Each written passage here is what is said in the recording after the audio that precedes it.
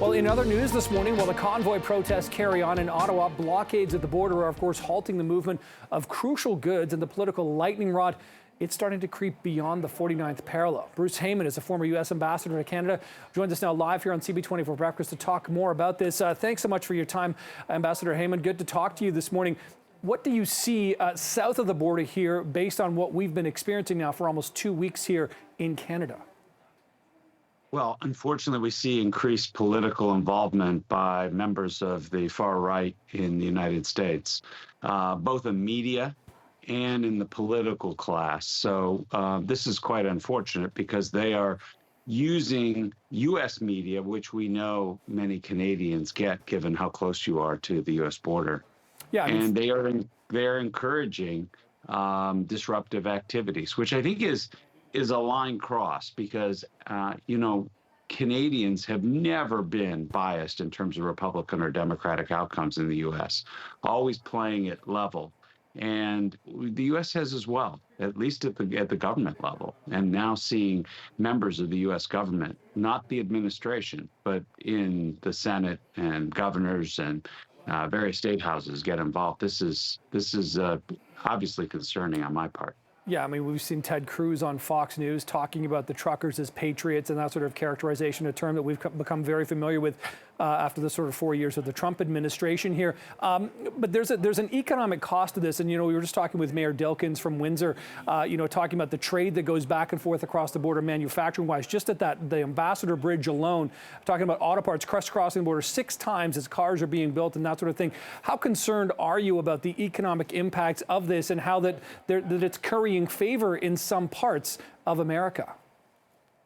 Look, the economic impact should not be underestimated. The Ambassador Bridge is the largest lifeline of goods that cross our shared border.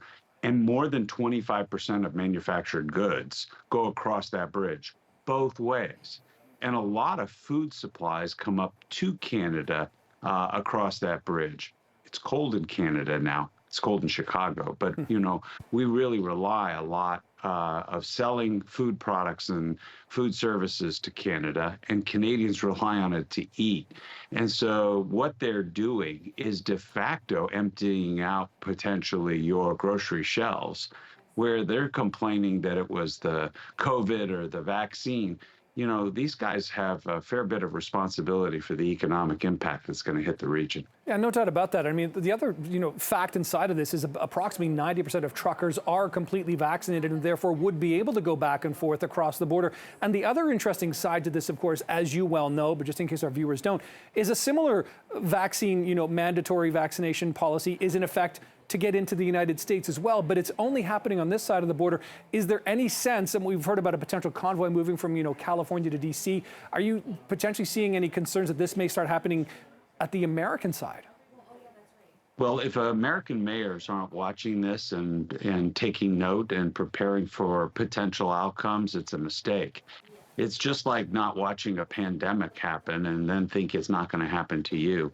I hope it doesn't. I'm not predicting it. But these things tend to have be contagions in and of themselves, and people latch onto these things, and it's a dangerous moment for us because it's the tyranny of the few. Less than 10% are not fully vaccinated, and many of those wouldn't cross the border. They just get repositioned, as the trucking, operators have said, within Canada.